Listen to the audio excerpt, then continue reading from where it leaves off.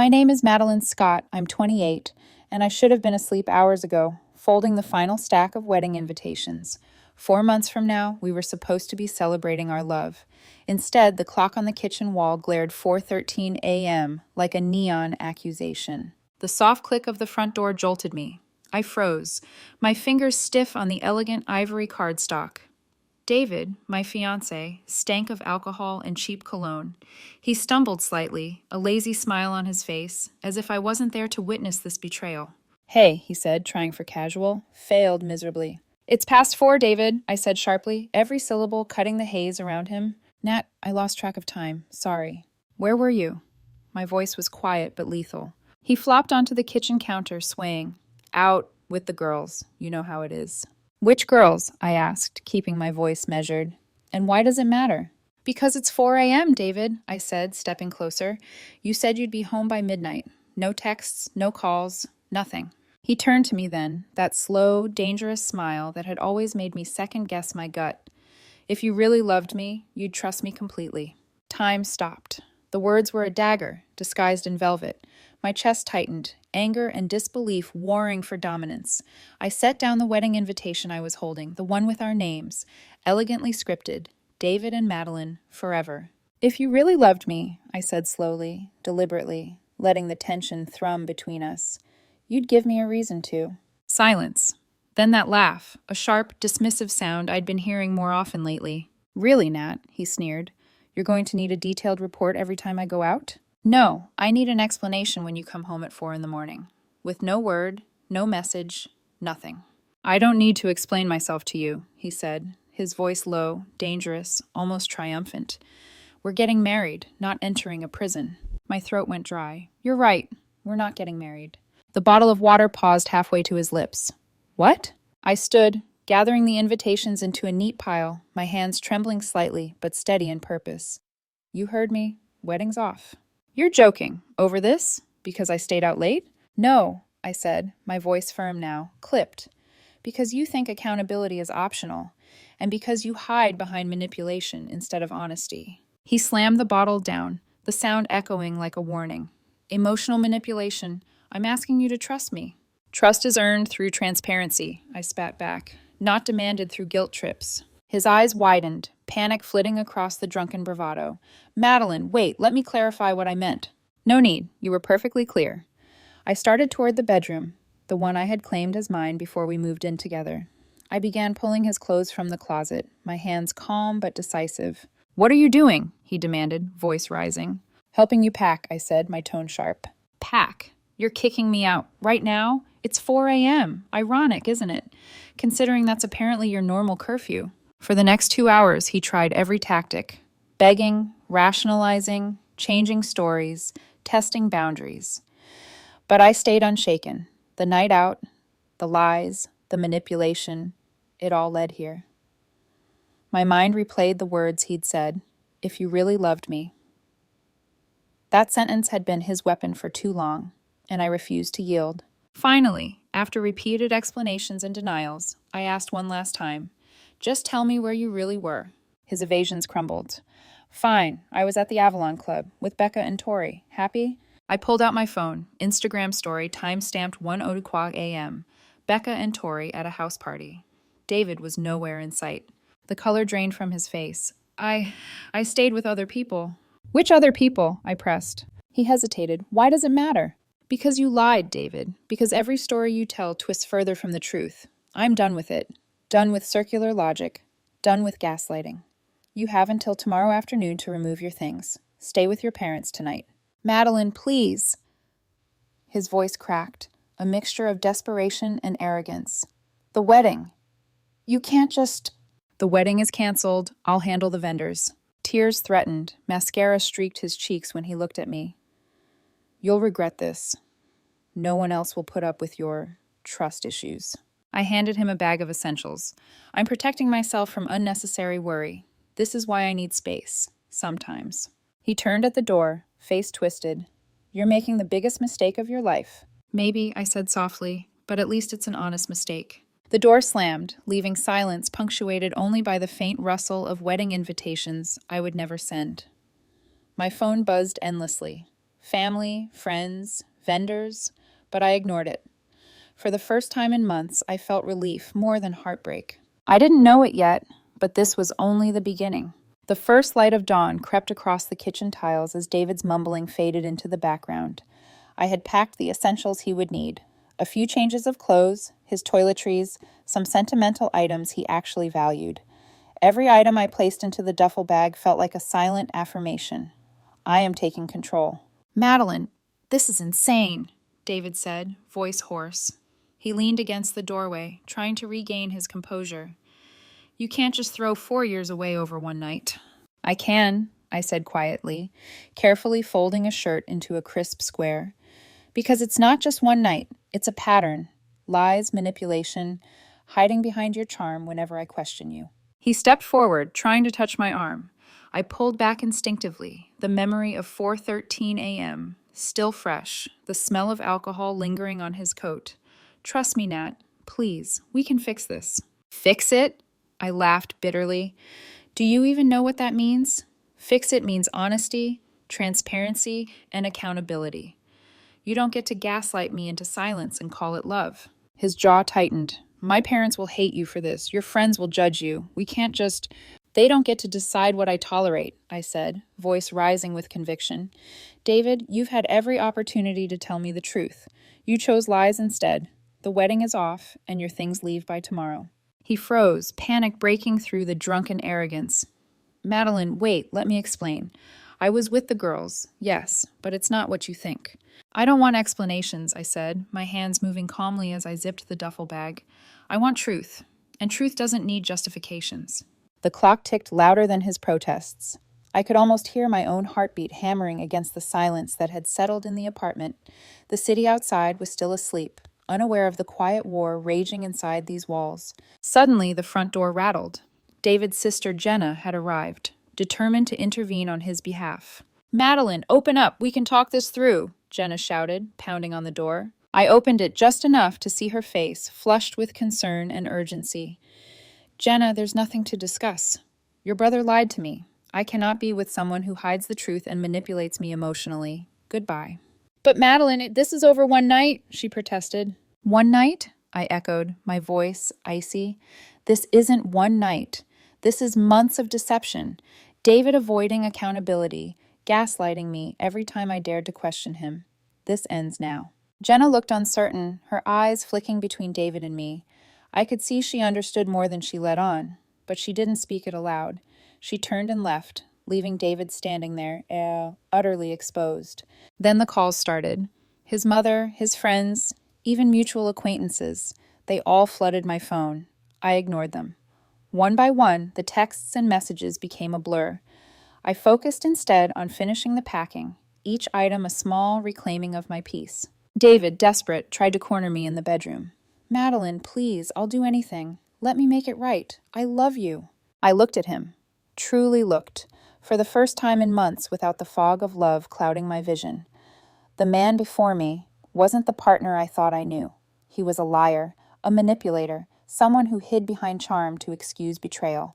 "You had your chance," I said softly, with finality. "You've shown me who you really are, and I refuse to accept anything less than honesty and respect. That is the boundary. You crossed it, David. There is no undoing that." He sank to the floor, silent, defeated, eyes darting around the apartment he had shared with me. I felt a strange mix of pity and resolve. He had destroyed the image of love I had held in my heart, and in its place, I felt clarity. Later that morning, while David was gone gathering his things from my parents' house, as per the deadline I had given him, I sat back at the kitchen table. Wedding invitations, once symbols of our future, now mocked me in their silent stacks. I sipped my coffee and allowed myself a rare moment of calm. This is just the beginning. The lies, the manipulation, the evasions, they were all breadcrumbs, and I would follow them to their source. I had always trusted my instincts, but after that night, I realized instinct alone wasn't enough. David's evasions, his lies, they were threads, and I needed to follow them to the truth. It started innocently enough, checking timestamps on social media posts, cross-referencing locations with friends' stories. But patterns emerged, small inconsistencies, gaps in his stories, details that didn't line up.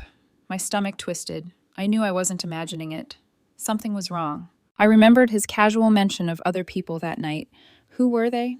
Why did he dodge the question? My pulse quickened as I scrolled through photos and Instagram stories from the night in question. Friends he claimed to be with were clearly somewhere else. And then, there she was, Gabriella. She was the reason for the late-night secrets, the manipulative words, the gaslighting. David had been seeing her while lying to me, weaving a web of deceit that now made my chest ache. I didn't want to believe it at first. My mind fought itself. Maybe he'd just been in the wrong place at the wrong time. Maybe I misunderstood. But then the evidence began stacking like bricks against the fragile walls of denial. Instagram posts showed David leaving my apartment late at night. Car logs confirmed repeated visits from a white BMW I didn't recognize. Text messages between him and Gabriella were subtle, coded, but unmistakably intimate. One picture, time-stamped, at a poolside resort weekend he claimed to be away with friends, showed them laughing together, too cozy, too familiar. I felt my hands shake, not from fear, but from clarity. Every instinct I had tried to dismiss had been screaming the truth. I gathered the evidence meticulously. Screenshots, parking logs, photos from social media, witness accounts. David's careful lies began unraveling in my hands. When I confronted him, he tried the same tricks he always did. Denials, gaslighting, excuses. "It's not what you think, Madeline," he said, voice almost pleading. "I was just hanging out. It's innocent." I let him finish, then calmly laid out everything. The Instagram stories, the resort photos, parking logs, texts. "You were with Gabriella, not your friends. You lied to me for months." His face drained of color. For once there were no words, no manipulative charm, no deflections, just silence. I realized in that moment that I had been carrying the burden of his lies for far too long. The wedding invitations, the plans, the excitement, it all felt like smoke in my hands. But the truth, ugly and undeniable, cleared the haze. Sitting at the kitchen table, I traced my finger along the edge of a stack of invitations. I didn't cry. I didn't yell. I simply felt the weight lift from my chest. I had clarity, I had control, and he would not have it over me any longer. This wasn't just about betrayal, it was about reclaiming my life, piece by piece, evidence by evidence. And as I stared at the proof in front of me, I knew one thing with absolute certainty. He had nowhere to hide, and I would not forgive deception disguised as love. By the morning after I had collected the evidence, the apartment felt smaller, heavier, each piece of furniture a silent witness to betrayal. David's family and friends didn't understand my decision. My phone buzzed relentlessly. Texts, calls, even a knock on the door from his mother, Margaret, who pleaded with tears in her eyes. "Madeline, honey, David is hysterical. You two can fix this. Please don't throw away your future over one mistake," she begged. I ignored the calls. I had spent 4 years building trust with him, only to see it crumble over deception and manipulation. One night out, one hidden relationship. It wasn't a mistake. It was a pattern. David's sister Jenna appeared later that morning, determination on her face. "Madeline, you're destroying my brother over nothing. Open the door and talk to us." I opened just enough to see her, calmly. "Jenna, there's nothing to discuss. Trust was broken. That's the discussion. Goodbye." She hesitated, uncertainty flickering across her features, then left. I knew she understood more than she admitted.